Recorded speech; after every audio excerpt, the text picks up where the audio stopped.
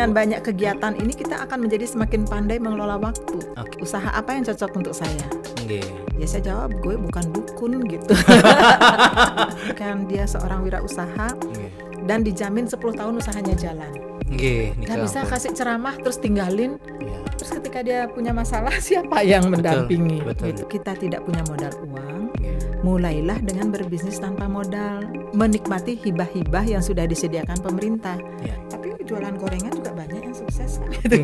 Iya. Jualan Apalagi sambal juga banyak tuh yang sukses jualan. Apalagi sambal. yang suka menggoreng-goreng permasalahan, Bu ya.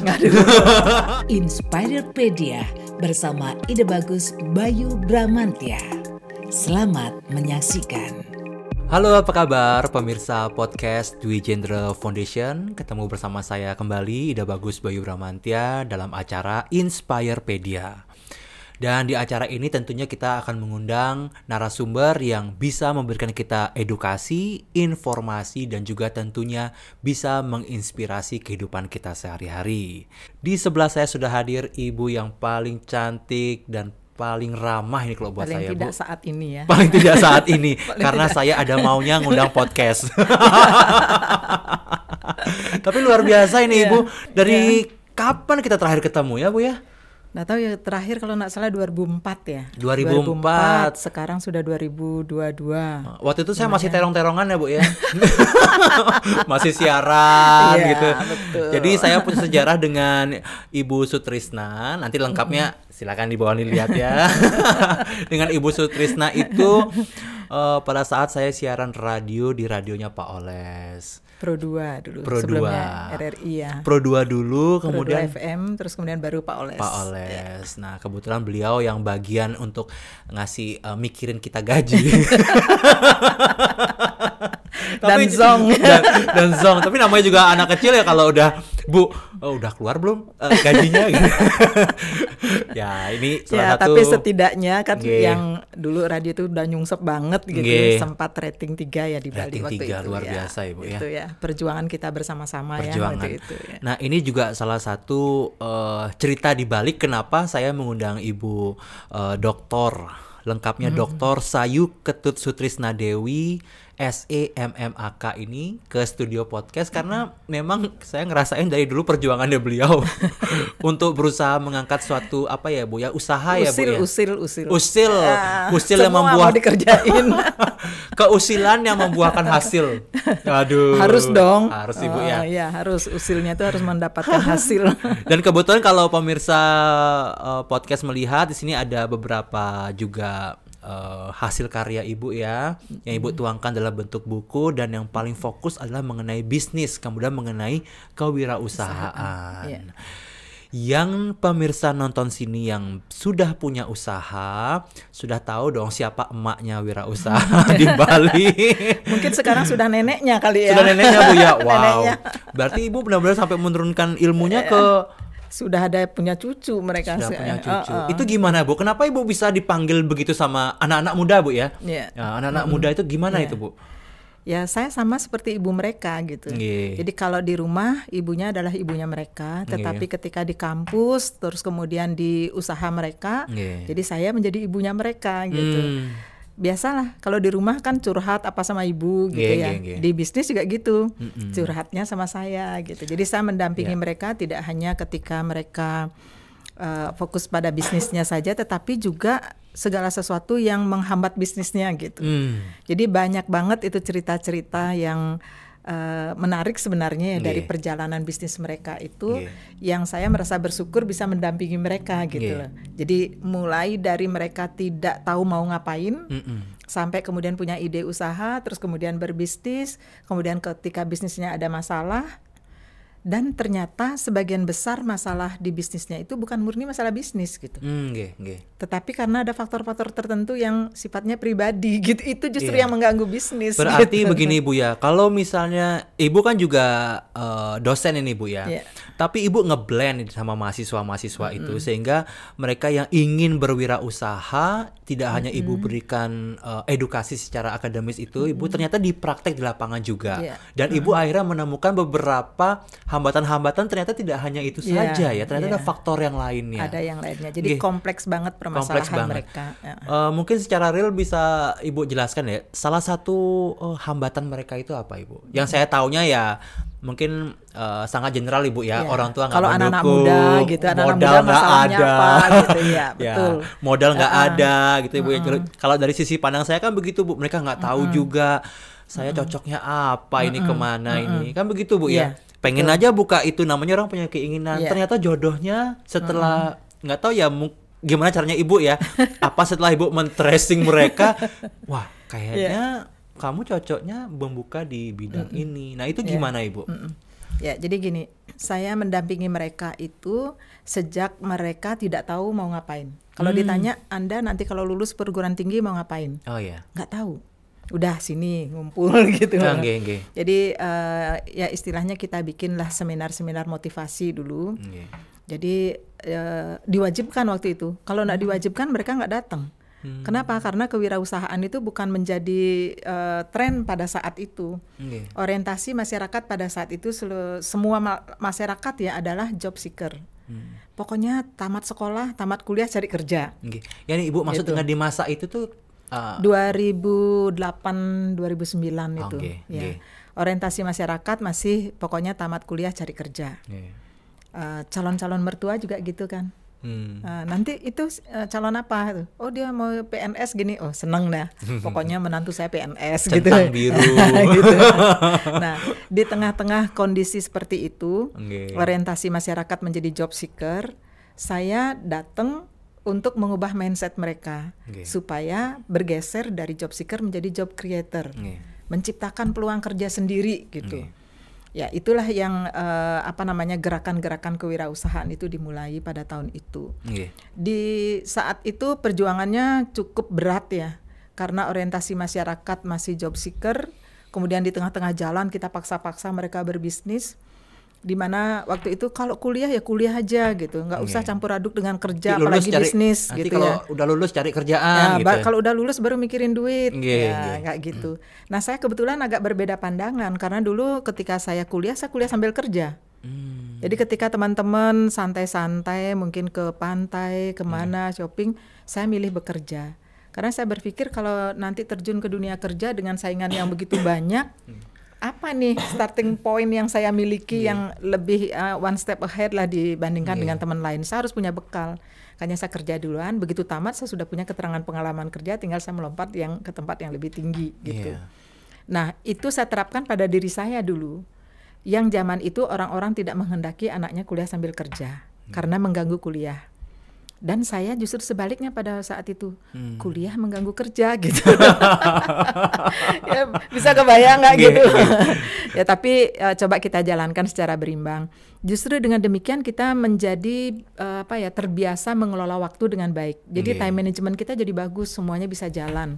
Tamat pada saatnya sesuai dengan waktunya kan gitu ya. Juga ya pengalaman ada, bagaimana mengimplementasikan teori ke dalam dunia kerja sudah bisa saya rasakan gitu. Nah kemudian inilah yang saya terapkan kepada mahasiswa-mahasiswa saya ketika saya jadi dosen gitu. Tidak semua orang bisa menerima begitu. Contoh saja misalnya, Anda kuliah tujuannya apa? IPK tinggi, kemudian lulus cepat. Membanggakan orang tua. Gitu. IPK tinggi itu kan sudah membanggakan orang tua yang lulus cepat. Terus kalau IP kamu sudah tinggi, kamu lulus cepat, apakah kamu sukses? Nah, belum tentu kan. Nah, jadi saya bukan mengatakan IPK itu tinggi itu tidak bagus, enggak. Silakan IP kamu tinggi pertahankan, tetapi imbangi juga dengan keterampilan yang lain gitu. Jadi saya ini ya IPK nomor sekian, jadi saya begitu. Karena dalam sebuah riset yang dilakukan oleh National Association of College and Employers Amerika, dari 20 indikator soft skills yang mempengaruhi kesuksesan seseorang. Jadi ada 20 indikatornya, tapi 19 indikator soft skills, kemudian satu hard skill. Hard skill itu diukur dengan IPK atau NEM.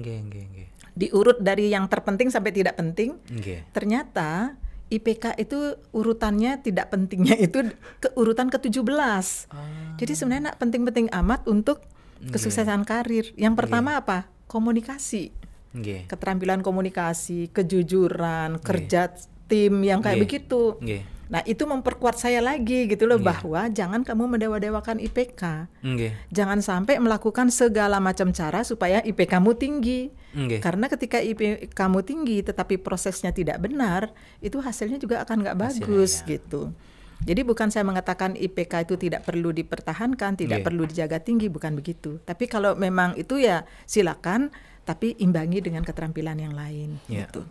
Nah terus kemudian di masa-masa itu orientasi orang masih job seeker, saya masuk mengatakan bahwa ada loh masa depan, ada pintu-pintu lain yang bisa kamu buka juga, bukan hanya sebagai pekerja gitu ya, tetapi juga sebagai wirausaha.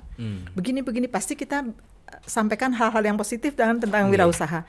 Misalnya kebebasan waktu, kemudian bagaimana mengatur uang dan lain sebagainya. Jadi banyak yang menentang pada waktu itu gitu. Terus kalau rugi gimana? Kalau bangkrut bagaimana? Ya saya bilang di hidup ini apa sih yang tidak ada risikonya gitu ya. Kita duduk aja gini ada risikonya kan? Iya. Ya? Di rumah aja duduk ada risikonya. Ada risikonya. Tidur aja ada risikonya. Betul. Ada nggak yang meninggal serangan jantung ketika tidur? Oh banyak. Nah, itu ada, tidur aja ada risikonya, apalagi buka bisnis. Dan itu pun gitu tidak loh. Diketahui lagi ada penyakit jantung. Iya betul. Kan ada ibu ya seperti itu. Jadi artinya itu adalah risiko. Betul. Ketika jadi pekerja apakah tidak ada risikonya? Ya ada. Contohnya sekarang pandemi, banyak yang di PHK, itu kan salah satu risiko. Artinya semuanya ada risikonya. Sekarang bagaimana kita bisa memanage risiko itu supaya bisa lebih rendah atau bisa ditekan semaksimal mungkin, kan itu. Tidak banyak loh orang yang berani, punya ide tapi berani untuk mengeksekusi, tidak banyak. Nah keberanian ini yang kita latih. Kalau orang akademisi tulen gitu ya, disuruh berbisnis pasti mikir. Kenapa? Dia pikir risiko, karena dia belajar tentang risiko. Nah, untuk yang anak-anak muda kita tidak ajarin risiko dulu. Yang penting berani dulu. Pokoknya berani, hajar gitu. Jadi otak kanannya dulu yang kita pacu, berani harus gini. Setelah dia berani jalan, baru kita perlahan-lahan masukkan. Ini loh, harus begini, harus gini kayak gitu. Jadi kita tuntun itu dari awal mereka belum tahu apa-apa. Terus berani mengeksekusi ide bisnisnya menjadi sebuah bisnis, mendampingi mereka sampai bisnisnya jalan. Walaupun mereka sudah alumni, tetap juga kita dampingi. Gitu. Tadi Ibu juga menyampaikan bahwa merubah mindset itu memang susah Ibu ya. Jadi mindset yang mereka sebagai job seeker itu memang kepikiran bahwa IPK besar dan sebagainya. Tapi bagaimana kayak Ibu tadi sampaikan, kalau misalnya sambil kuliah sambil bekerja itu kita juga harus pintar-pintarnya untuk memanage waktu Bu ya. Balik lagi kepada diri sendiri nih Bu ya. Semuanya kepada diri sendiri. Jadi kadang-kadang kan terbuai itu Bu. Kalau sudah dapetin uang di saat kuliah itu loh Ibu. Terbuai untuk kuliahnya akhirnya males gitu. Nah di sisi itu kan Ibu juga sebagai dosen. Mungkin apa ya Ibu ya kiatnya untuk menyampaikan ke mahasiswa itu bagaimana pintar-pintar untuk memanage waktu itu Bu. Betul. Nah karena itu kan benar sensitif sekali Bu. Kalau makanya kenapa orang tua tuh selalu berpikir ya biar saja kami yang bekerja, kamu fokus aja kuliah. Betul. Itu Ibu. Nah itu gimana itu Bu? Begini, kita harus melihat kondisi negara kita dulu ya. Dengan generasi muda yang ada sekarang, apa yang bisa akan mereka kerjakan ketika menggantikan generasi-generasi kita lah, saya gitu misalnya di masa yang akan datang. Di mana mungkin tahun 2030 itu Indonesia akan mengalami bonus demografi. Jadi angkatan kerjanya itu banyak banget gitu, mendominasi gitu.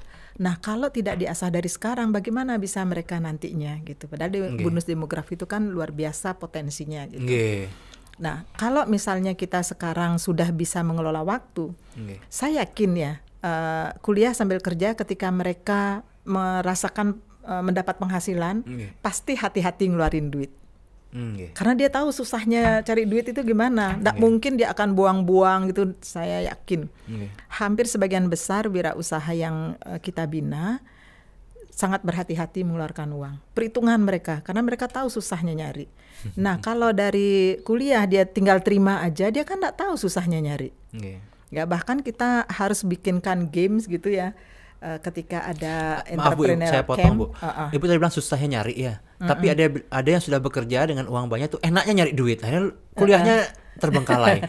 Mungkin secara contoh begini Bu, misalnya saya jadwal kuliahnya dari jam 8 sampai dengan jam 2. Nah, buat tugas, ketemu dosen, bekerja kelompok. Nah, di sisa waktunya itu kira-kira Ibu, saya langsung ngobrol sama orang tua nih Bu. Saya pengen berbisnis tapi saya punya waktu di antara di luar jam kuliah itu, apa yang bisa saya lakukan. Nah, gitu Ibu. Seperti itu contohnya, pertanyaannya bagaimana Bu? Gini, saya yakin semua orang juga yakin gitu ya, bahwa Tuhan itu adil. Betul nggak? Bahkan maha adil ya. Tuhan, salah satu bukti Tuhan adil itu, Tuhan memberikan waktu kepada kita semua 24 jam sehari. Yang kaya, yang miskin, yang cantik, yang jelek, yang putih, yang hitam, semua dapat 24 jam.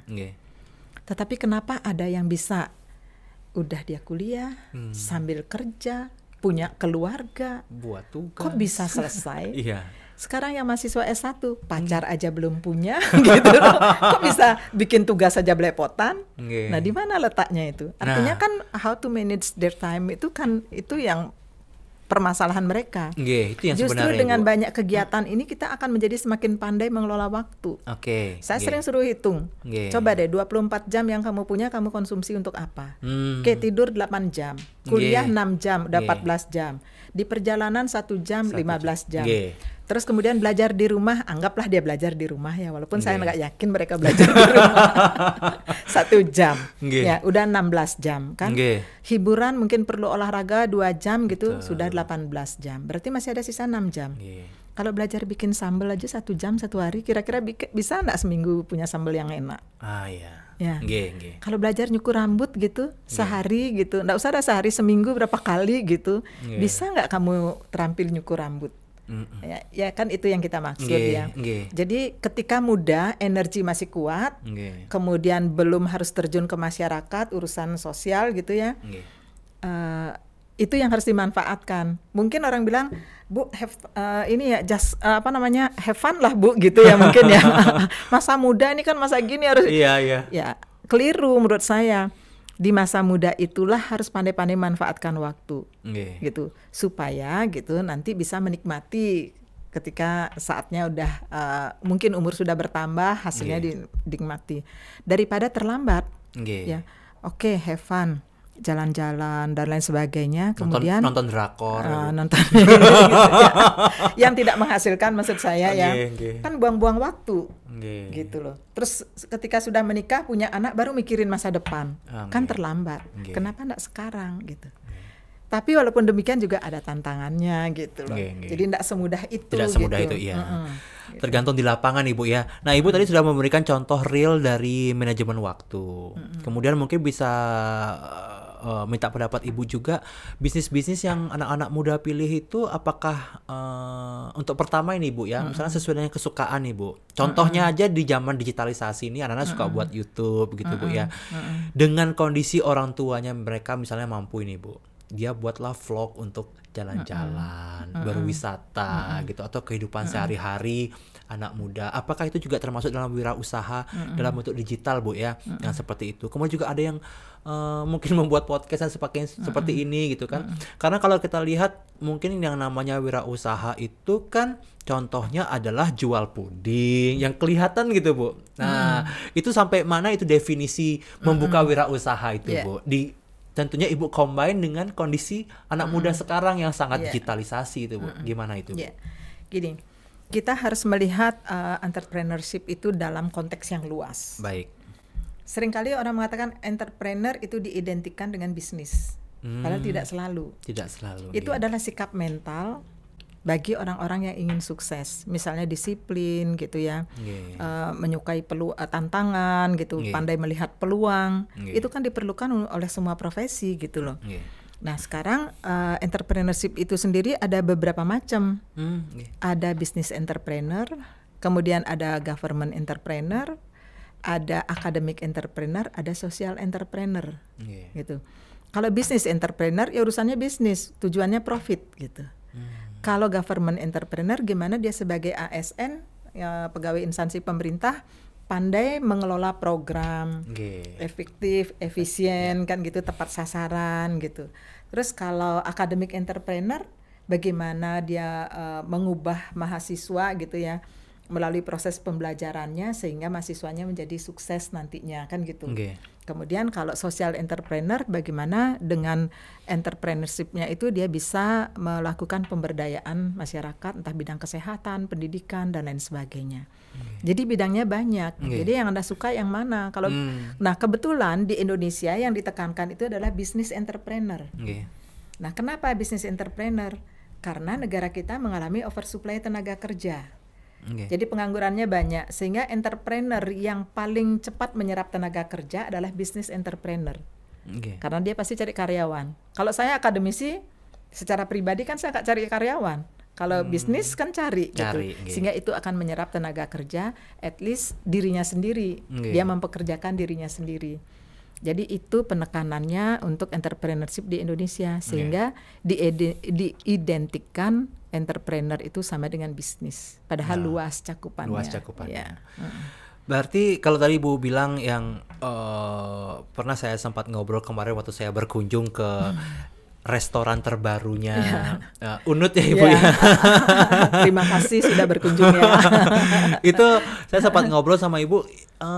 Banyak sekali anak-anak muda, mahasiswa Ibu ya, dan juga alumni dan juga mungkin di luar dari murid Ibu ya, yang datang ke Ibu yang apakah ada yang membahas yang gini loh Ibu ya, saya pengen buka ini loh Ibu, kira-kira gimana pendapatnya, saya cocok nggak ya buka di bidang ini, itu apakah Ibu pernah ada calon wirausahawan yang datang seperti itu dan kemudian Ibu melihat mereka cocok di mananya itu seperti apa gitu loh Ibu? Karena Ibu kemarin cerita juga saya pernah itu ada anak muda konsultasi ke saya, Ibu berusaha untuk menggali kan begitu Bu ya. Nah itu gimana itu Bu? Ya, memang sering sekali. Begitu selesai seminar motivasi, akhirnya mereka, oh ya saya pengen semangat nih mau berwirausaha kan gitu. Kemudian dia datang, Bu saya pengen nih berwirausaha, kira-kira apa yang cocok, usaha apa yang cocok untuk saya? Ya saya jawab, gue bukan dukun gitu. Ya kan pasti begitu Bu ya. Gue bukan dukun gitu. Jadi kita ajarkan untuk melakukan self evaluation. Jadi misalnya berangkat dari hobimu apa gitu ya misalnya. Tidak mudah buat seseorang menemukan passionnya di mana. Itu tidak mudah melalui proses.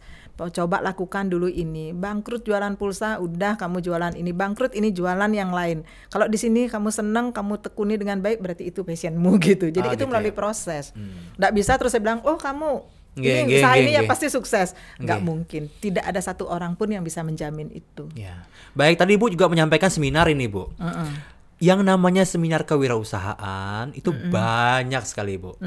Saya mungkin ada yang ngikuti seminar kewirausahaan sampai 10 kali lah, 20 kali, tapi ujung-ujungnya keluar dari seminar itu malah bingung mau ngapain itu Ibu. Ya, tergantung tujuannya dia ikut seminar apa. Ngumpulin sertifikat gimana, aja mungkin.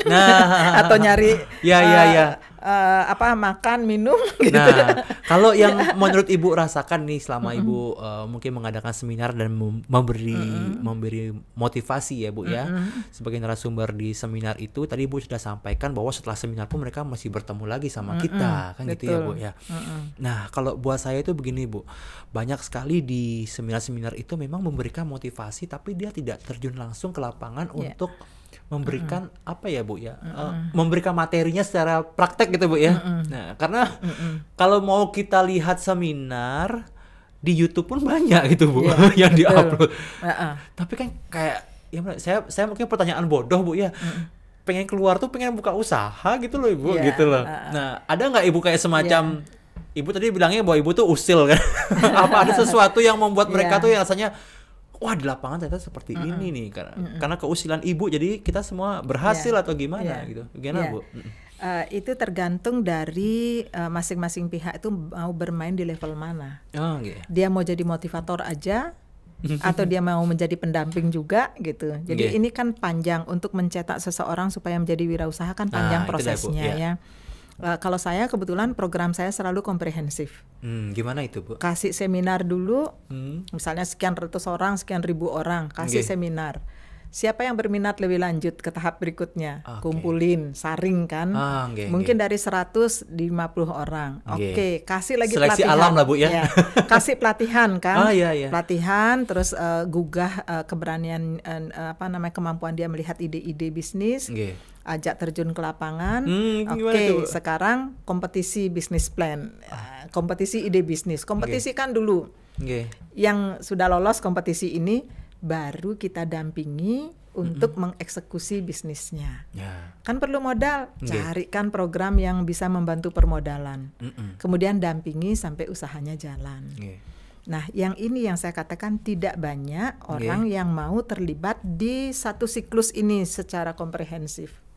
Ada yang sepotong-sepotong aja, saya mau kasih seminar aja, saya mau jadi narasumber aja, berhenti. Bukan berarti itu tidak penting, itu sangat penting. Nah, tergantung sekarang pergerakan seseorang, apakah cukup sampai di situ atau sampai menjadikan dia seorang wirausaha dan dijamin 10 tahun usahanya jalan. Gitu. Jadi saya mendampingi anak-anak itu sudah lebih dari 10 tahun sekarang. Dan saya tahu siapa yang bisa bertahan, dan saya punya data statistik bahwa untuk mencetak seorang wirausaha di akhir tahun pertama ya itu gugurnya 25%. Misalnya kita cetak 100 nih, akhir tahun pertama hanya 75 ya masih, akhir tahun kedua hanya 50%. Sampai 10 tahun itu hanya tinggal 10%. Artinya nggak mudah loh, bukan berarti nggak bisa. Perlu modal gede. Oleh karena itu pemerintah juga kan memberikan berbagai macam pendanaan ya untuk mencetak wirausaha baru, dan saya mengakses dana-dana itu. Jadi program penciptaan wirausaha baru kementerian ini saya akses. Kemudian saya bikinkan program di sini. Terus kemudian saya juga punya ide sendiri ya, gimana caranya membentuk wirausaha dalam waktu 4 bulan misalnya. Saya bikin programnya, saya ajukan misalnya ke BUMN, ke Bank Indonesia, saya punya program ini, Anda mau danai nggak? Jadi dengan misalnya 300 juta saya bisa mencetak 10 wirausaha, kayak gitu. Jadi itu yang saya lakukan, dan itu komprehensif. Yang paling penting untuk wirausaha muda adalah pendampingan. Nggak bisa kasih ceramah terus tinggalin, terus ketika dia punya masalah siapa yang mendampingi? Gitu. Jadi saya dampingi mereka sampai sekarang pun juga masih gitu. Tadi Ibu menyinggung masalah permodalan itu Bu ya. Banyak mungkin yang Ibu dampingi juga terbantu dengan Ibu mengajukan lah kepada instansi-instansi bahwa Ibu akan mencetak wirausaha dan itu Bu ya. Nah, kemudian buat wirausaha yang mungkin pemirsa di sini yang menonton yang mereka selalu punya kendala masalah modal gitu katanya Bu. Mungkin ini buat Ibu terlalu klasik ya masalah itu ya, tapi ini juga harus terjawab Bu. Karena terkadang itu orang ya, yuk kita buat usaha puding yuk gitu kan. Aduh, aku nggak punya loh uang buat beli panci sama sama kompor gas gitu Bu contohnya Bu. Nah itu gimana Bu? Di saat ada binaan Ibu yang membicarakan hal itu, apa Ibu memberikan solusi? Ya, kita harus sadari bahwa mau tidak mau menjalankan usaha itu perlu modal uang. Jadi modal itu kan tidak hanya uang. Jadi sumber daya itu tidak hanya uang gitu, akses juga modal gitu ya. Pertemanan juga modal. Jadi sekarang kalau kita sadar kita tidak punya modal uang, mulailah dengan berbisnis tanpa modal. Sering gini, kamu kok nggak jalankan bisnismu, idemu kan bagus itu, nggak ada modal Bu gitu. Kalau dia itu memang udah klik banget dengan ininya, dia pasti akan mencari sendiri. Gimana caranya untuk bisa mengeksekusi ini. Kalau sadar tidak punya modal uang, ikutlah kompetisi-kompetisi yang menyediakan hadiah uang. Ajukan proposal ke dosenmu. Dosenmu pasti punya tabungan barang 5 juta, 10 juta. Sampaikan presentasi di hadapan dosenmu. Nah, gitu. Ini yang saya senang Ibu ya. Jawaban-jawaban Ibu tuh yang jawaban-jawaban yang langsung praktek gitu loh Bu, teknis gitu loh. Kadang-kadang orang bilang, oh permodalan, oh gampang, nanti silakan ajukan. Tapi kayak Ibu tadi ngasih contoh, coba deh buat proposal ke dosen. Masa dosen nggak punya 5 juta? Contohnya seperti dan itu saya, gitu Bu. Bikinkan mereka bisnis matching. Nah itu jadi yang saya senang saudara Bu. Seleksi yang ide-ide bisnisnya bagus dan profitable, marketable, saya pertemukan dengan orang-orang yang punya uang. Siapa mau mendanai siapa, dan akhirnya bisa. Selain itu juga dari program, pernah satu kali saya ikutkan teman-teman itu di programnya kewirausahaannya Menpora. Saya ditantang oleh Deputi Kewirausahaan Menpora, Ibu Bali mau berapa? berapa persen dari Indonesia. Dana itu kan untuk 1.000 orang. Oke, Bali saya minta 10%. Ya, akhirnya dikasih. Oke, 10%. Saya bikin proposal business camp. Apa namanya? Proposal writing camp. Kalau teman-teman itu dihimbau, silahkan bikin proposal ya, nanti ajukan. Kapan bisa mereka ajukan? Ibu. Oke, yang berminat sini kumpul, lu duduk di sini, saya kasih penjelasan, ini sistematikanya, ini caranya buat, ini contoh-contohnya. Kemudian sebelum saya tanda tangan, kamu udah boleh keluar. Ya itu dah Bu. Kadang-kadang gitu Bu ya. Mohon maaf ya Bu ya. Kadang-kadang kan kita juga kalau ketemu orang-orang ya buat proposalnya ke kami gitu. Tapi kadang-kadang kita nggak tahu Ibu caranya. Itu hal terkecil lah Ibu ya. Sudah mengajukan proposal, tapi cara buatnya nggak bisa. Akhirnya kan ke langkah step lebih besar kan malah nggak bisa. Ya, jadi itu saya dampingi mereka. Nah itu dah Bu, secara real itu Bu. Waduh. Akhirnya waktu itu yang mendaftarkan diri 85 orang, kita ajukan ke kementerian, lolos didanai 75 orang. Itu terbesar seluruh Indonesia. Perguruan tinggi lain 10, UI, ITB, IPB 10, 15 gitu. Udayana 75.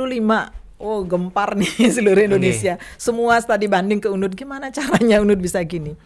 Ya memang harus didampingi mereka, nggak bisa dilepas gitu aja. Saya koreksi kata per kata, sistematiknya udah bener. Jadi saya siapkan printer, dia bawa komputer, jadi akses internet ada, siapkan printer, kamu print di sini, saya tanda tangan, nanti kita bantu jilidkan, saya kirimkan. Nah itu dia Bu. Itu baru namanya pembimbing yang membimbing gitu. Cuman banyak orang yang bilang gini, Ibu ngapain kayak gitu? Ini karena apa sih? Karena Ibu hobi atau gimana gitu? Jadi kok ngurusin yang gitu-gitu gitu? Terus kalau saya berpikir kalau tidak saya urusin gimana?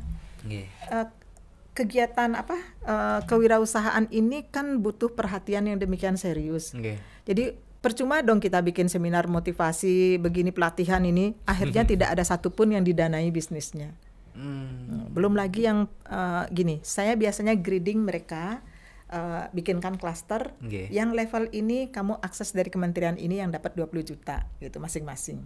Yang model ini kamu akses Kementerian Koperasi dapat 25 juta. Yang tipe begini, level begini kamu ke Ristek, kamu bisa dapat 500 juta. Dan sudah banyak yang dapat itu. Yang saya dampingi, bikin proposalnya, karena kan kita juga sering jadi jurinya seleranya apa sih kan tahu gitu loh. Kayak gini loh. Artinya gimana kita menjual ide kita kepada juri sehingga mau didanai. Ada yang sudah dapat 1 miliar, 2,5 miliar karena ketemu investor lagi di Jakarta.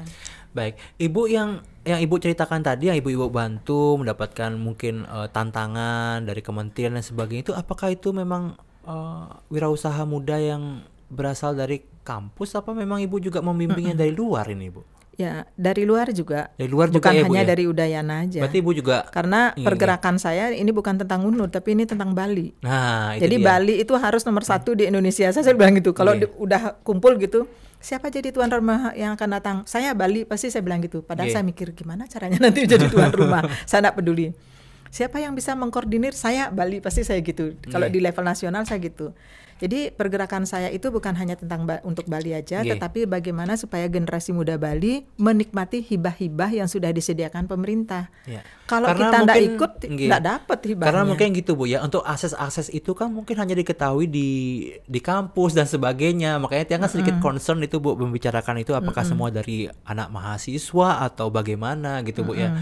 Karena kekurangannya informasi mengenai hal tersebut Bu ya, yang nggak bisa Stop kuliah. Dulu. Nah, gimana Ibu? Saya sangat menyadari hal itu. Gimana itu Bu? Sehingga saya bikinlah yayasan, namanya Yayasan Gatra Wirausaha. Gatra itu artinya informasi kan? Gatra. Kalau Anda perlu informasi tentang wirausaha, silahkan akses fanpage ini atau nanti IG saya ini cantumkan kayak gitu. Ibu. Jadi dari semua kementerian, karena kebetulan saya kan kerjasama dengan berbagai kementerian, Kementerian Koperasi, Kementerian Pendidikan, Ristek, kemudian Menperin, Kementerian Tenaga Kerja, Bank Indonesia. Saya tahu program-program mereka apa. Ada 300 jenis program di Indonesia.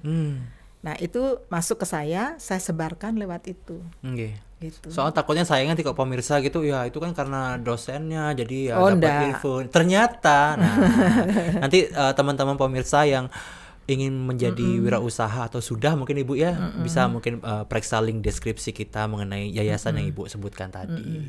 Jadi luar biasa Bu ya. Fokusnya Ibu memang bukan pengusaha yang lahir dari kampus, tapi juga pengusaha yang berusaha di luar kampus juga Ibu ya. Ya, betul. Tapi kalau kita ngomongin yang pengusaha dari kampus itu bagaimana Ibu? Kan Ibu tadi bilang bahwa kalau bisa mereka berkuliah juga, membagi waktu, menjadi pengusaha, kan begitu Bu ya. Tipe-tipe entrepreneurship yang seperti Ibu bilang tadi kategorinya. Nah sekarang ada juga yang pengusaha lahir dari kampus. Kalau saya bilang, kalau kita secara awam ini Bu ya, saya mau berbisnis ya, saya kuliahnya di Fakultas Ekonomi. Nggak harus Fakultas Ekonomi. Sekarang kan ada kata-kata pengusaha lahir dari kampus, berarti kan termasuk mencakup semua fakultas itu Ibu. Nah itu gimana Ibu? Selama ini Ibu membimbing itu apakah memang semua kampus atau bagaimana itu Ibu? Takutnya wirausaha itu untuk semua orang. Takutnya anak-anak mahasiswa fakultas lain ciut ya Bu. Bukan, Ibu ternyata semua kampus. Awalnya memang ekonomi, karena apa? Karena mereka diajarkan. Tetapi ketika ini diberikan kepada semua bidang ilmu, justru bidang ilmu yang lain yang lebih semarak. Kenapa? Misalnya pertanian, mereka diajarin bikin bibit, punya produk. Ekonomi gak punya produk. Pengetahuan bisnis dia ada, pengetahuan entrepreneur ada, akuntansi ada, tapi gak bisa bikin produk. Fakultas Teknologi Pertanian diajarin, kemudian farmasi misalnya bikin hand sanitizer, ekonomi kan enggak, sehingga harus kolaborasi mereka. Aspek keuangannya, bisnisnya ditangani oleh orang ekonomi, aspek produknya orang teknik, dan lain sebagainya. Kalau Fakultas Hukum gimana Bu? Kebetulan saya Fakultas Hukum ya. Nggak masalah. Jadi kalau Fakultas Hukum banyak loh peluang bisnisnya. Silakan Ibu. Pertama misalnya membuatkan draft kontrak gitu ya, konsultan itu menerjemahkan misalnya dokumen-dokumen hukum ke dalam bahasa Inggris, bahasa apa, malih bahasakan. Kan tidak semua orang ngerti bahasa hukum. Berarti Ibu membicarakan juga seperti Fakultas Sastra ya. Tadi Ibu mentranslate, itu merupakan satu bisnis Ibu ya? Menjadi editor kan menjadi bisa editor, Anda. Bukan hanya jadi penulis, jadi editor. Terus kemudian ada yang graphic design. Karena kalau orang tidak mengerti EYD, walaupun dia pinter gambar gitu, tapi nggak tahu EYD kan repot juga gitu. Sebenarnya yang bertanya seperti itu begini Ibu, maksudnya biar teman-teman juga mungkin terbuka Bu ya, bahwa wirausaha itu tidak hanya mungkin ya ini yang terlihat ini. Nah, tapi kita kan juga kuliah seperti Fakultas Hukum, kami tidak menghasilkan ini gitu loh Bu. Sedangkan fakultas lain mungkin menghasilkan teknologi pertanian, parfum dari buah cemara. Kan gitu kelihatan sekali itu Bu. Ternyata masih ada yang lainnya. Ibu ternyata sampaikan di Fakultas Sastra ternyata bisa juga menghasilkan hal yang berbeda. Coba sekarang bikin biro jasa ya, mengalih bahasakan dokumen-dokumen hukum gitu. Oh iya.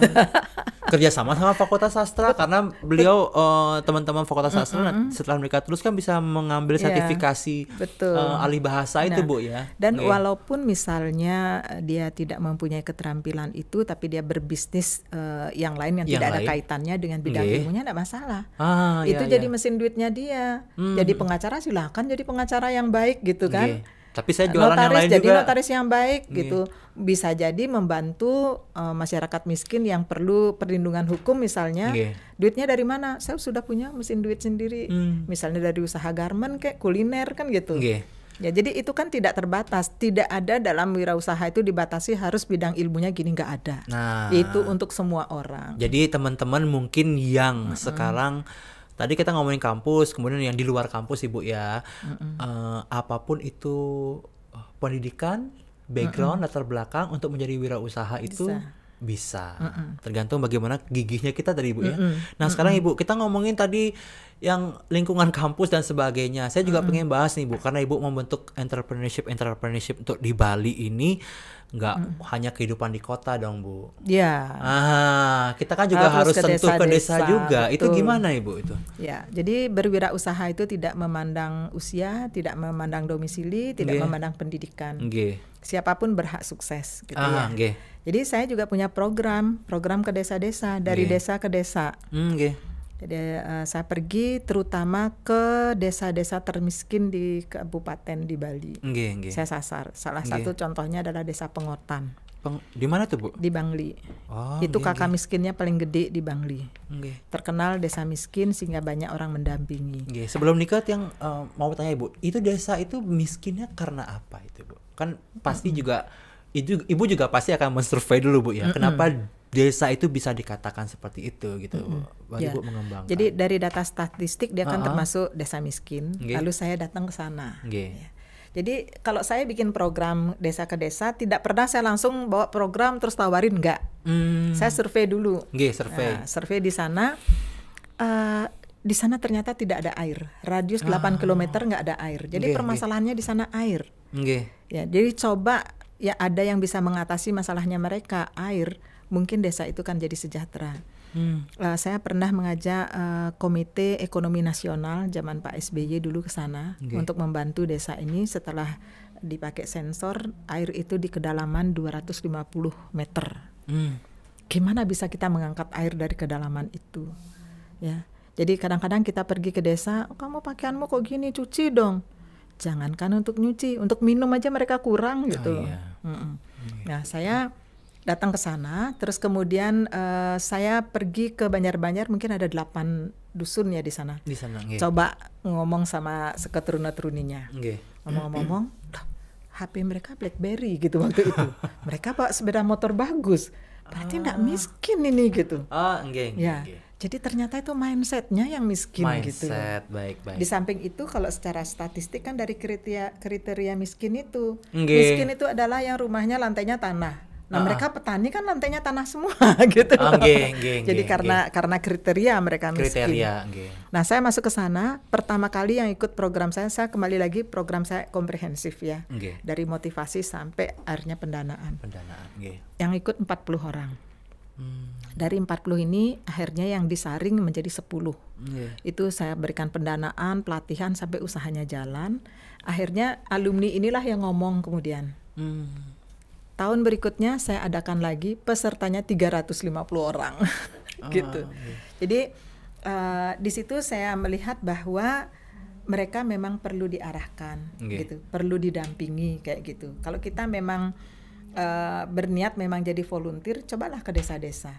Bisa kok mereka memberdayakan aset-aset desa, sumber daya alam desa yang mereka sendiri perlu dibuka mindsetnya untuk memanfaatkan itu. Nggak perlu mereka harus merantau ke kota untuk mencari sesuap nasi, karena Ibu, di kampungnya orang semua barang di sini kan datangnya pertanian datangnya dari desa kan. Kenapa nggak mereka usahakan di situ gitu? Jadi kita berbasis pada potensi wilayah dalam mengembangkan itu. Berarti dilihat juga ya potensi wilayah tersebut seperti apa dan bagaimana pendampingannya agar memanfaatkan kondisi alam, gitu Bu ya, kondisi dengan masyarakat. Apa keterbatasan kamu itu yang dilakukan. Jadi ada mungkin saya cerita sedikit. Salah satu dari mereka itu bekerja di bengkel, bengkel truk. Karena di sana kan kondisi geografisnya itu ya kan naik turun gitu, sering ada truk macet, misalnya Kintamani gitu. Jadi panggil bengkel. Oh, kamu bisa perbaiki, bisa gini. Kenapa kamu enggak usaha sendiri kok kerja sama orang? Saya nggak punya alat, Bu. Berapa kamu butuh untuk beli alat? 5 juta. Oke, nih 5 juta. Akhirnya sekarang buka bengkel sendiri dia. Jadi yang itu yang kita latih gitu. Baik. Kemudian begini, Bu. Karena Ibu sangat bergaul dengan wirausaha muda, Ibu ya, tentunya kan butuh entah gimana ya, mungkin kalau secara umum anak muda bilang nggak ada dukungan dari orang tua dan sebagainya, tapi ternyata Ibu juga tadi melihat, Ibu sampaikan kepada saya bahwa great parents behind great entrepreneurs gitu Bu ya. Berarti kan sebenarnya peran orang tua mendukung dan nggak mendukung itu ada juga perannya Bu ya. Gimana itu Bu? Jadi nggak enak kalau ngomong orang tua Bu. Ini tergantung bagaimana kita memandang ya. Cara pandang kita. Misalnya gini, ada yang benar-benar nggak didukung oleh orang tuanya. Pokoknya kalau kamu nggak mau jadi PNS nggak bisa. Pokoknya kamu keluar dari rumah ini nggak usah. Akhirnya dia bilang apa? Oke, saya nggak minta uang SPP lagi. karena dia bisa dari bisnisnya. Kemudian kamu tetap juga dia ngotot keluar kamu dari rumah, dia keluar di kos-kosannya dia bikin bisnis. Nah ini mungkin mohon maaf ya, apakah kita keliru mungkin terutama orang Bali ya, masyarakat lokal. Ketika anak ini sedang berjuang, justru sering dijatuhkan oleh orang tua. Emang bisa kamu hidup dengan itu gitu? Kenapa kok nggak dibantu gitu loh? Nah setelah sukses baru kemudian dia bantu gitu loh. Kan berbeda dengan ada etnis lain di kita kan, ketika anaknya berjuang di situ dibantu, dijualin rumah, jualin mobil nih pakai modal. Kalau kita beda, jadi itu kasihannya dengan anak-anak itu begitu. Nggak dapat support orang tua, ketika dia sukses baru dilihat sama orang tuanya, gitu. Tapi ada juga yang memang lingkungannya mungkin pengusaha, dia bisa kasih support. Nah, yang tidak ini kadang-kadang lucu gitu. Malah saya dihubungin, Ibu kalau saya tahu anak saya jualan belayak, di desa aja cukup SD saya bisa jualan belayak gitu. Saya pengen anak saya jadi insinyur kok jualan gorengan gitu. Nah, itu adalah proses latihan ya.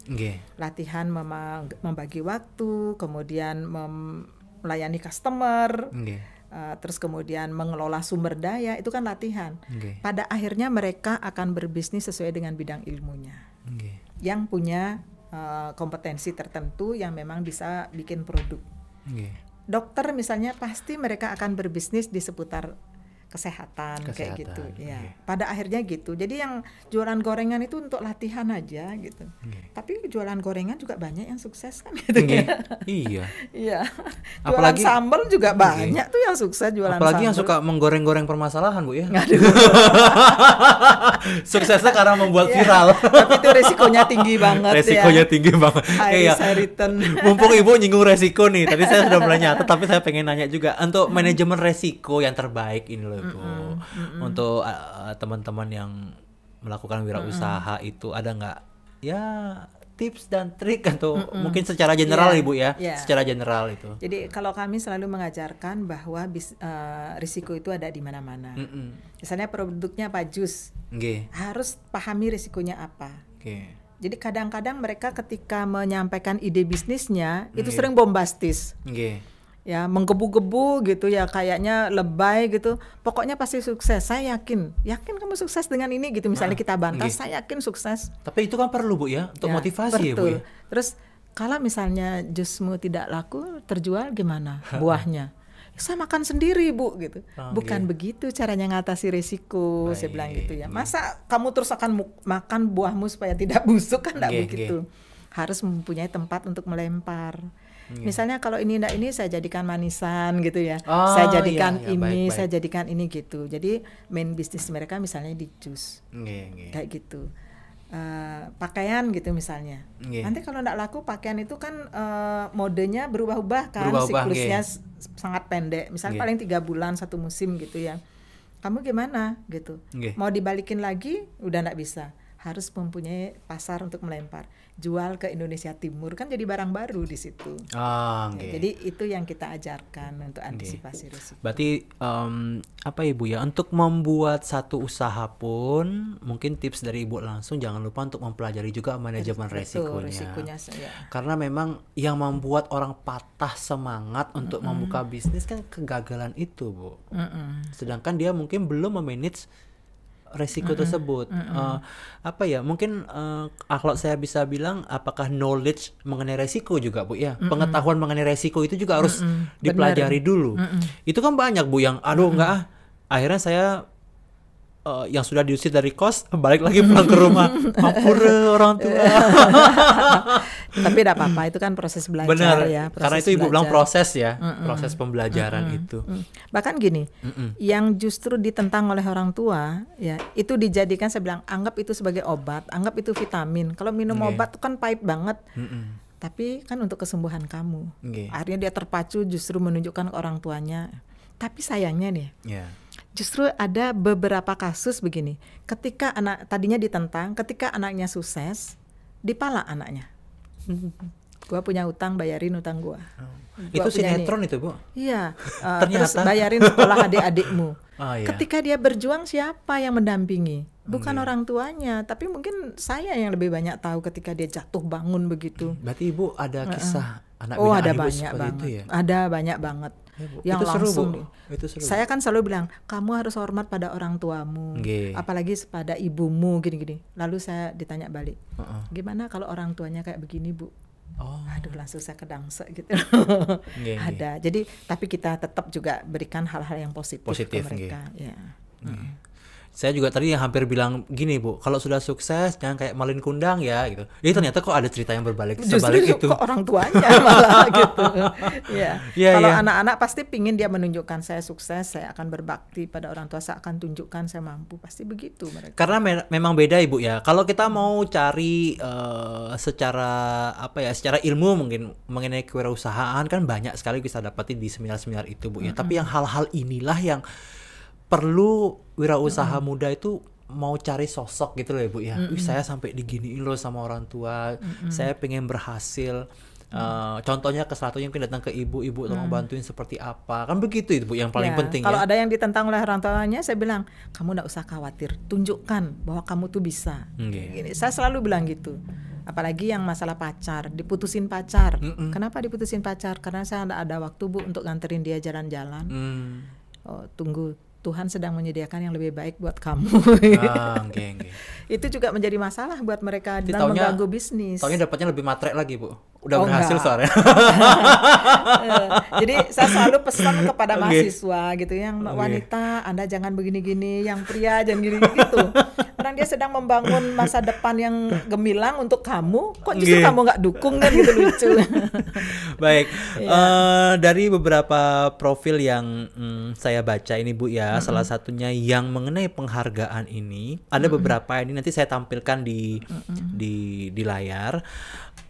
Dari sekian banyak penghargaan yang Ibu dapatkan ini, bisa nggak Ibu sebutkan yang mana yang paling menarik ya, Bu ya? Di balik ceritanya yang ini. Paling berkesan gitu ya buat saya. Paling berkesan, paling unik. Yang mana ini, Bu? Yang itu yang dari Kemenpora itu. Sebagai penggerak wirausaha. Jadi waktu itu saya ngomong gini, kenapa ya pemerintah itu cuma memperhatikan wirausahanya saja? Dikasih bantuan pembinaan, pendanaan, dikasih penghargaan. Kok kami yang membina ini nggak ada yang memperhatikan gitu. Ini ya, Bu ya, penggerak wirausaha terbaik nasional 2013 ini ya. Jadi saya bilang gitu. Terus kemudian tiba-tiba ada program dari kementerian untuk penggerak wirausaha, jadi untuk pembina-pembinanya.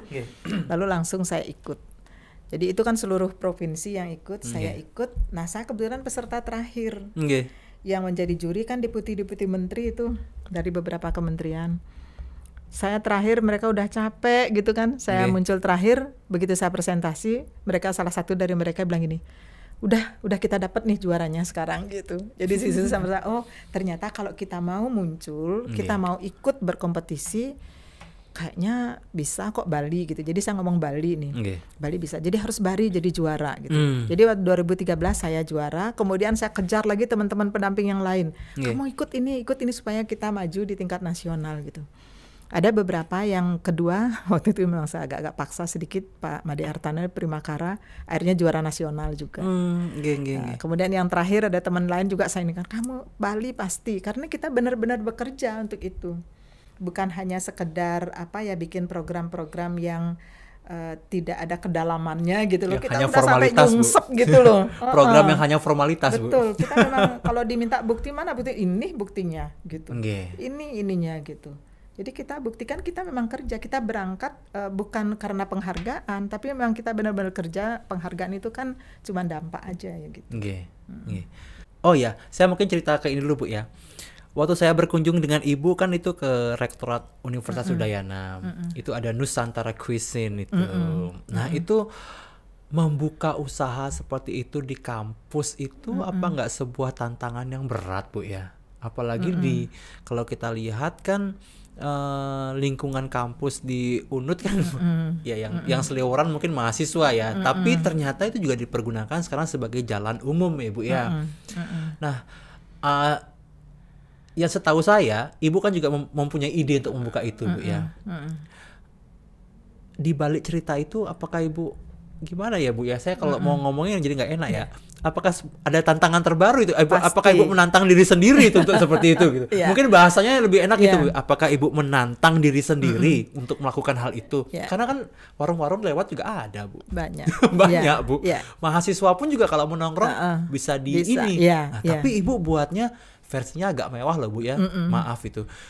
Sekarang orang selalu berimage bahwa buatlah restoran yang ramah dengan kantong mahasiswa. Tapi mahasiswa sekarang kantongnya udah kurang ajar Bu ya. Mereka lebih tebal daripada dosennya Bu kadang-kadang. Itu saya berangkat gini, kalau tadi Bayu mengatakan kan susah banget gitu. Kan susah gitu ya. Iya susah pakai banget lagi itu. Jadi kami di UNUD kebetulan kan sudah BRU statusnya, boleh berbisnis. Jadi selain sebagai akademisi kita juga ditantang berbisnis. Berbisnis memanfaatkan aset-aset yang ada gitu. Jadi jangan sampai ada aset menganggur kan gitu. Nah, untuk layanan restoran itu kan layanan makan dan minum untuk akademisi, untuk sivitas akademika yang wajib ada. Nah, dulunya kan biasalah kalau lembaga pendidikan pasti kantin kan, ke kantin. Saya punya kantin sendiri kebayang juga. Suasana kantinnya kayak apa? Kebayang kan? Mungkin yang air mineralnya dalam botol itu agak debuan, ya udah lap aja sendiri kan gitu ya. Kemudian harganya pasti udah harga miring banget kan gitu. Nah, awalnya saya juga pikir gitu. Pokoknya bikin konsep kantin itu yang memang ramah di kantong mahasiswa dan lain bla bla bla. Kita buka, kok nggak ada yang datang ya? Kok malah di coffee shop yang keren itu mereka nongkrong gitu loh. Oh, kita ini terlalu underestimate nih sama mereka. Betul. Gitu. Ya teman-teman saya lihat, ada gini sekarang yang terbaru ya baik gitu. Khususnya teman-teman saya alumni yang lihat postingan saya itu, ada yang gini, ada sekarang gitu. Apalagi yang secara general saja Bu ya, yang kampus bisa kembangkan sebenarnya Bu. Ya, kalau kami di Udayana semua aset harus mendatangkan hasil gitu konsepnya. Baik. Kami bikin bisnis itu tidak hanya di level universitas saja. Kalau di Udayana yang level universitas itu ada rumah sakit, kemudian ada klinik, ada SPBU, asrama, itu dikelola universitas. Tetapi di fakultas bahkan prodi harus punya bisnis. Baik. Ya, kalau fakultas hukum juga begitu, kita tantang juga. Jadi semua fakultas harus punya unit bisnis dan saya bikin mereka bersaing. Kedokteran segini loh hasilnya per tahun, fakultas teknik segini, fakultas ini, dengan menghidupkan lab-lab itu. Laboratorium kan tidak 24 jam digunakan, kan ada idle capacity ya, kan tidak setiap hari, setiap jam mahasiswa ke sana. Nah, idle capacity-nya inilah yang kita jual kepada masyarakat umum. Karena itu juga termasuk aset ya? Iya, tadi aset. Kan Ibu bilang bahwa aset itu jangan sampai bangunan, terus ada mesin-mesin. Ini kan harus menghasilkan ini. Masa pemeliharaan ketika rusak minta dana terus. Tapi kapan menghasilkannya kan Nah, gitu. contohnya seperti podcast ini Bu. Ini harus menghasilkan. Aset Bu ya. Kalau tidak menghasilkan berarti investasi yang keliru, mohon maaf. Betul Bu. Iya, harus menghasilkan. Walaupun kita butuh perjuangan ini Bu ya. Kita kan siarkannya di YouTube. Butuh proses monetisasi dan sebagainya, itu butuh proses. Tapi yang saya rasakan sendiri itu adalah bagaimana konsistensinya Bu. Ya kan Ibu ya. Kalau di tengah jalan ngelihat aduh subscribernya misalnya belum bertambah dan sebagainya, ya itu kan suatu tantangan itu Bu. Bagaimana caranya? Kan Ibu melihat bagaimana waktu itu ya Bu ya, sebagai proses kita menuju ke arah yang sukses ya Bu ya. Betul. Harus digembleng hal-hal seperti itu. Dan itu harus dapat support dari internal kita. Ngomong-ngomong di sini berapa jumlah siswa mahasiswa total? Ribuan itu Bu. Kalau itu dipaksa jadi subscriber kan bisa. Kebetulan ada sudah semua. Sudah semua. Semua. Makanya alumni kan yang gitu. Itu yang akan kami berusaha untuk masuki alumni. Makanya kami berusaha untuk mengundang alumni yang Bu. Sukses ya, untuk alumni sharing. yang sukses. Nah, sekarang Ibu diundang karena alumni TK Dwi Jenderal loh, jangan salah. Saya sebagai alumni. Jangan salah loh, ternyata backgroundnya Ibu adalah TK Dwi Jenderal. Betul. Di zaman itu udah ada prosotan Bu ya. Belum ada. Belum ada. Sengsara sekali loh. Belum ada zaman itu. Untung saya nggak hidup di zaman itu Bu. Saya udah zaman PlayStation Bu. Tahun berapa itu? 60. Ya, sebelum tahun 70 nah itu. Sebelum 70 ya, jadi Ibu punya cerita tersendiri Bu ya dengan Yayasan Dwi Makanya saya Jenderal. masih ingat sampai sekarang wajah-wajah gurunya gitu ya, masih ingat ya. Sama. Nah, sekarang kami punya yang ada di layar bahwa kami diberikan ini buku oleh Ibu untuk dokter kenang-kenangan. untuk kenang-kenangan. Ibu mohon disampaikan satu persatu Ibu mengenai masing-masing buku ini Bu. Mungkin nanti ada yang tertarik dan bisa kita dapatkan di mana ini Bu? Iya. Ya, jadi buku yang ini konsep dan pengembangan kewirausahaan di Indonesia. Ya. Ini saya buat berdasarkan pengalaman saya dalam pengembangan kewirausahaan di Indonesia. Jadi bukan hanya di Bali aja, karena kebetulan saya juga sering diundang oleh Kemenko Perekonomian. Setiap mereka mengeluarkan kebijakan tentang kewirausahaan di Indonesia selalu brainstorming gitu. Jadi kayak gini loh konsepnya kalau di Indonesia, karena di negara lain kan berbeda lagi. Nah, yang ini memang cocok untuk para akademisi ya, pengajar. Jadi latar belakang kenapa sih kewirausahaan itu penting, itu ada di sini. Terus konsep yang dianut di Indonesia sesuai dengan kebijakan pemerintah Indonesia, sesuai dengan peraturan yang ada di Indonesia itu seperti apa. Itu ada di sini gitu. Nah, terus kalau yang ini adalah kalau dalam bahasa Inggris ini entrepreneurial finance. Kenapa saya bikin begini? Karena Fakultas Ekonomi dan Bisnis yang ada di seluruh Indonesia umumnya mengajarkan tentang corporate finance. Kalau kita lihat financial management itu ada personal finance, ada entrepreneurial finance, ada corporate finance, ada public finance. Yang diajaran corporate, perusahaan-perusahaan sudah besar, perusahaan-perusahaan yang sudah go public, gimana mengelola keuangannya. Tapi untuk startup dan wirausaha gimana, itu belum ada. Sehingga saya bikin ini, kalau Anda startup ini pelajari gitu loh. Jadi bagaimana sih pendanaan untuk startup, investasi untuk startup, itu ada di sini. Jadi saya buat buku ini, tujuannya adalah kalau seandainya ya, nanti siapa tahu di Dwi Jenderal nanti ada diploma 1 kewirausahaan pasti laris banget. Yang diajarin apa? Entrepreneurial marketing, entrepreneurial finance, entrepreneurial human resource. Gimana caranya seorang wirausaha muda dapetin pegawai? Kan berbeda dengan korporasi besar. Betul. Nah, itu di sini nanti gitu. Iya, karena kalau mau buka usaha tentunya juga kepikiran pegawai ya Bu ya. Iya, kalau perusahaan besar kan beda lagi caranya. Tidak bisa disamakan. Nah, kalau yang ini adalah etika. Saya juga sangat fokus pada bagaimana kita berbisnis berlandaskan pada etika. Bahwa bisnis itu bukan hanya sekedar untung melulu gitu ya, tetapi juga bagaimana dia bisa menyelaraskan dirinya dengan lingkungan. Jadi dengan pesaing misalnya, dengan masyarakat, tenaga kerja, kemudian dengan sumber daya alam. Karena bisnis kadang-kadang kan mengeksploitasi alam, dikeruk nih sumber daya alam, terus kok nggak dibalikin gitu ya, kan nggak bisa tumbuh sendiri, batu bara dikeruk nggak bisa tumbuh sendiri. Nah, ada etikanya, etika lingkungan misalnya kayak gitu. Jadi ini terkait dengan etika dalam berbisnis. Baik. Iya. Kemudian Ibu, saya mau minta ilmu ini Bu ya. Tadi kita sempat ngobrol di ruangan sebelum datang ke sini Bu ya. Ada hal yang tadi Ibu sampaikan mengenai indikator kontrak kinerja. Oh iya. Dengan salah satu ratingnya di perguruan tinggi itu jadi syarat di mana mahasiswa yang berwirausaha, kemudian bagaimana dengan produk inovasinya, mereka magang dan lain-lain, bisa mohon minta penjelasannya itu Bu. Ya gini, indikator kinerja perguruan tinggi itu akan mempengaruhi rating perguruan tinggi ya. Terus kemudian salah satu indikator penting itu di bidang kemahasiswaan itu adalah berapa mahasiswa yang berwirausaha. Kemudian berapa produk inovatif yang berhasil dibuat di perguruan tinggi, itu menjadi penting. Jadi kalau tanpa itu, karena sekarang masyarakat kan sudah, kalau tadi saya katakan orientasi kita sebelumnya job seeker. Sekarang sudah mulai ke job creator. Mungkin nanti Universitas Dwi Jenderal misalnya dalam wisudanya sekian wisudawan yang sudah berwirausaha, kan keren ya.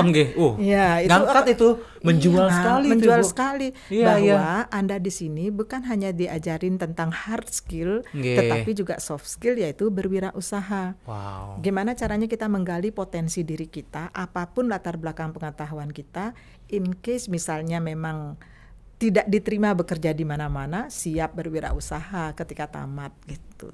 Dulu kan wirausaha itu dijalankan setelah nggak keterima kerja di mana-mana, akhirnya baru jualan. Nah sekarang jangan begitu gitu loh. Jadi dimanfaatkan waktu itu selama kuliah gitu ya Bu ya. Dipakai masa pembelajaran. Betul, karena ketika kuliah aksesnya itu luar biasa. Misalnya ketika mau nawarkan produk ke orang lain, Anda dari mana? Saya wirausaha muda Dwi Jendra. Pasti lebih diapresiasi ketimbang pengusaha yang sudah maju. Oh, lebih baik saya bantu ini gitu. Jadi aksesnya itu lebih kuat justru ketika mahasiswa.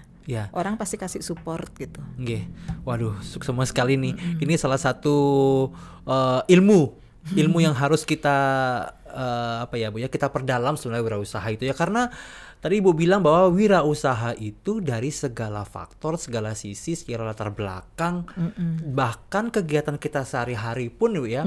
Seperti contohnya saya pengacara itu Bu ya. Saya kan nggak jualan bentuk Bu, saya jualan jasa. Itu ternyata kan juga termasuk self-employed ya. Self-employed ternyata. Mempekerjakan diri sendiri. Kalau notaris, pengacara, akuntan itu self-employed. Berarti untuk menumbuhkan jiwa entrepreneurship itu memang berguna sekali Bu ya. Dalam kehidupan kita sehari-hari dalam bentuk apapun juga. Apapun profesinya. Baik, kemudian untuk binaan ini Bu. Rupanya binaan Ibu tadi kemarin, apa saya nggak salah dengar ini ya, sudah sebanyak 300-an orang ini Bu. Gimana itu? Gimana kabarnya itu Bu? Sudah kaya semua itu. Masih ingat sama Ibu apa enggak? Belum tentu juga. Oh, kalau yang nggak ingat sama saya omelin. Kan itu yang paling penting Bu. Jangan lupa sama emaknya kalian. Saya selalu bilang, ini tempat kalian lahir di sini. Kalau kalian ada masalah apa-apa, silahkan kalian pulang. Jangan lupa dengan tempat kelahiran kalian. Karena kadang-kadang mereka mungkin lupa dulu lahirnya di mana. Jadi kampus melahirkan wirausaha, dilahirkan dia di kampus. Kemudian dikembangkan di luar. Entah akhirnya dia ikut HIPMI, Kadin, GCI. Di sana dia dikembangkan, lahirnya dia dari kampus. Itu ya, karena ketika dia ikut organisasi itu kan dia harus sudah jadi pengusaha. Nah dia buka usahanya kan ketika di kampus. Jadi inilah sinergi antara kampus dengan dunia usaha. Jadi kami sebagai pemasok anggota mereka gitu.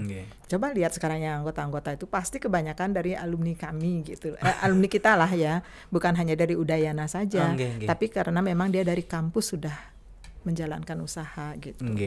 Ibu satu lagu nih lagi Bu. Saya mau, mumpung ibunya usil yang menghasilkan. Nah, saya juga kemarin cerita di Nusantara Cuisine, Ibu pernah ngelepas orang di jalan itu suruh berwirausaha itu Bu. Coba dong Bu cerita Bu. Jangan cuma saya aja nih ceritain Bu. Saya mau teman-teman juga dengar itu Bu. Itu adalah satu game yang biasanya kita laksanakan di entrepreneurial camp. Jadi kita bikin camp. Kalau diajarin di kelas saja kayaknya kurang ini. Harus dalam bentuk games gitu, harus outdoor gitu. Jadi kita bikin camp itu.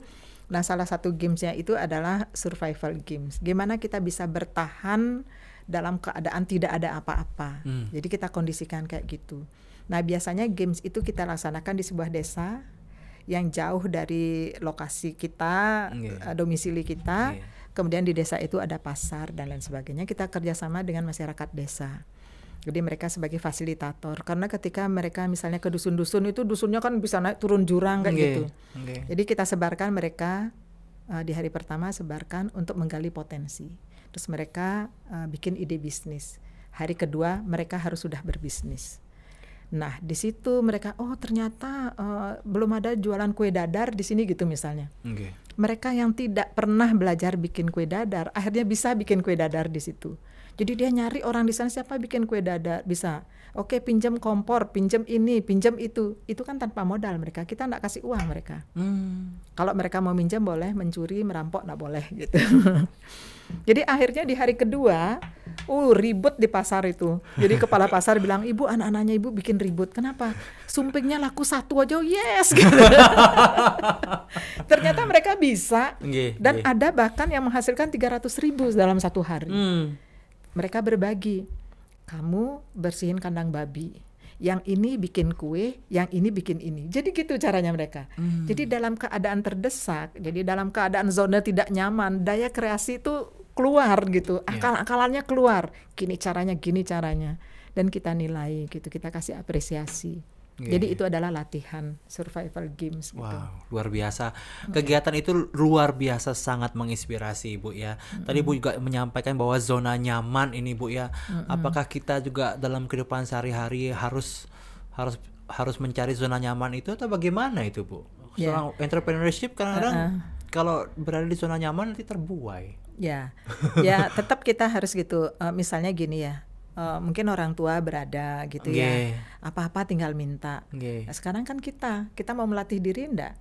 Kita mau jadi mandiri. Kalau jadi mandiri, oke, dikasih tabung aja gitu ya, tabung atau jadikan modal. Jadi bukan dibelanjakan gitu ya, bukan dikonsumsi begitu, tetapi diinvestasikan, investasi untuk menghasilkan gitu. Jadi itu yang harus dimanfaatkan. Ada fasilitas diberikan oleh keluarga, yang manfaatkan. Punya handphone termahal 15 juta tapi nggak menghasilkan, untuk apa? Padahal untuk incoming call dan outgoing call aja gitu ya. Tapi handphonenya belasan juta, untuk apa? Suruh nggak menghasilkan? Bisa nggak menghasilkan handphonenya? Oh bisa. Kamu punya sepeda motor, untuk apa? Terus kenapa kamu harus beli mobil? Gitu loh. Jadi kalau beli mobil untuk apa? Jadi kan harus ada hitung-hitungannya. Oke, beli mobil untuk keurusan bisnis tidak masalah. Tetapi kalau beli mobil hanya untuk gaya-gayaan, itu investasi yang keliru menurut saya. Karena mobil itu kan makan biaya, bensin, samsat dan lain sebagainya, pajaknya dan lain sebagainya. Jadi itu yang kita latih. Jadi itu melalui proses yang panjang ya pelatihannya. Nggak bisa diberikan sehari, 2 hari, nggak, tapi tahunan gitu ya. Ya, supaya dan bagaimana konsistensinya Ibu ya, konsistensi untuk menjalankan semua tantangan itulah Ibu ya. Baik, Ibu, nanti kalau misalnya ada pemirsa yang sangat tertarik nih dengan pembahasan yang Ibu lakukan, apalagi tadi kita nyebutnya emaknya wirausaha. Nanti kalau ada calon anak-anak mau ketemu dengan emaknya gimana itu Bu? Bisa, siap Bu ya. Apapun kondisinya Ibu ya. Yang orang mau diceramahin aja, saya syukurin gitu loh. Apalagi dia sampai minta diceramahin. Jadi saya datang ke sana ceramahin orang dan dia mau dengar, syukur gitu. Sekarang terus minta itu, oke, ayo gitu. Kondisi untuk ketemu Ibu bagaimana? Bisa ditelepon dulu kayak, atau ketemu bisa janjian gampang. Melalui ke tempatnya Ibu atau gimana bisa. Bu? Di mana kemana? Di mana kemana dan dengan apa gitu Bu? Ya bisa melalui telepon atau WA dulu. Karena kebetulan saya juga kan ngayah di mana-mana gitu ya. Jadi harus ngatur waktu. Biasanya kalau weekend saya lebih fleksibel waktunya. Sehari-hari saya bisa dihubungi di Indonesia Yes, Indonesia yang Entrepreneur School. Jadi kami ada co-working space tapi kecil gitu ya. Di mana itu Bu? Di Jalan Kepundung nomor 12. Jalan Kepundung nomor 12. Dekat yayasan di sekitar sini berarti Ibu ya? Indonesia Yes. Indonesia Yes. Itu co-working space berarti memang dipakai terus itu Bu ya, untuk jadi anak-anak kerja di situ. Yang mungkin belum mampu sewa kantor sendiri, atau dia kayaknya kalau sewa kantor sendiri kok kebesaran gitu. Kita sini aja ngumpul. Mereka juga akhirnya sharing-sharing dan saling ada kolaborasi antar mereka, bersinergi kayak gitu. Akhirnya terwujudlah etika bisnis di sana Bu ya. Itu penting banget itu ya, karena ketika kita bersinergi dengan orang lain kan ada hak kewajiban yang tetap harus saling dihormati, dan itu menyangkut etika. Betul. Jadi teman-teman semuanya nanti saya akan cantumkan di link deskripsi Bu ya. Jadi jangan lupa dengan kesibukan ini Ibu pun juga nanti silakan dulu lah dihubungi atau jalan-jalan ke Indonesia Yes ya. Jadi teman-teman nanti silakan untuk kita belajar mengenai kewirausahaan, karena menjadi seorang wirausaha pun seberhasil apapun juga harus tetap belajar ya Ibu ya. Tetap long belajar. Life education ya. Long life education itu yang paling penting. Kemudian satu pertanyaan terakhir juga yang ingin saya sampaikan kepada Ibu adalah, apakah yang Ibu lakukan selama ini juga merupakan satu bagian dari entrepreneurship? Kalau dari 4 golongan entrepreneurship yang tadi saya sampaikan, ada academic entrepreneur, social entrepreneur, kemudian business entrepreneur, dan government entrepreneur. Mungkin kalau boleh saya sebut diri saya sebagai social entrepreneur. Jadi pergerakan saya adalah di bidang pemberdayaan dengan membuat seseorang itu supaya menjadi mandiri melalui wirausaha. Jadi saya dapatkan pendanaan hibah, saya kejar kemana-mana, saya bikin program. Baik. Gitu. Jadi bukan dari duit saya sendiri ya. Jadi saya hubungkan orang yang punya duit tapi nggak punya program dengan mereka yang butuh program, nggak punya duit. Gitu. Ini untuk Ibu sampaikan, Bu, ya. Jangan sampai mungkin anak-anak Ibu yang akan datang ke Ibu yang anak-anak baru ini mau cari modal sama Ibu gitu. Tapi sebenarnya bersama Ibu bagaimana caranya kita memecahkan masalah itu. Jadi kita sambil learning sebenarnya, Bu, ya. Betul. Kalau misalnya minta datang gitu mungkin ya kita bisa belajar tapi mungkin nggak seru lah belajarnya, Bu, ya. Nggak kalau misalnya mau kongsian boleh. Ibu ya. mau invest berapa gitu ya, itu masih memungkinkan yang begitu ya. Tapi saya sendiri tidak mendanai langsung mereka dari uang saya, enggak. Saya nggak sanggup, saya nggak punya gitu. Jadi dari kreativitas saya untuk membuat program dan didanai oleh pihak lain gitu. Baik, terima kasih Ibu.